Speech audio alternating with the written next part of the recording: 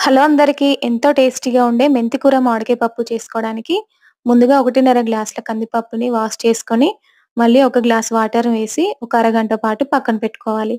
తర్వాత ఒక కట్ట మెంతికూరని ఇలా చిన్నగా కట్ చేసుకొని పక్కన పెట్టుకోవాలి. తర్వాత ఒక పుల్లటి మామిడికాయని ఇలా పైనున్న చెక్కుని తీసేసి చిన్న ముక్కలుగా కట్ చేసి పక్కన పెట్టుకోవాలి.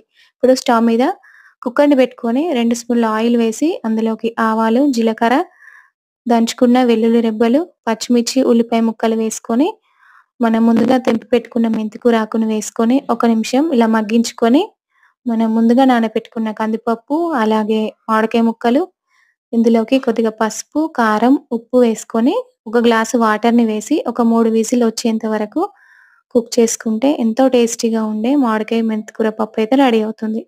మరి అంతేనండి ఈ రోజు వీడియో మీకు నచ్చినట్టయితే please like, share and subscribe to all in one Madhavi videos. Thank you for watching.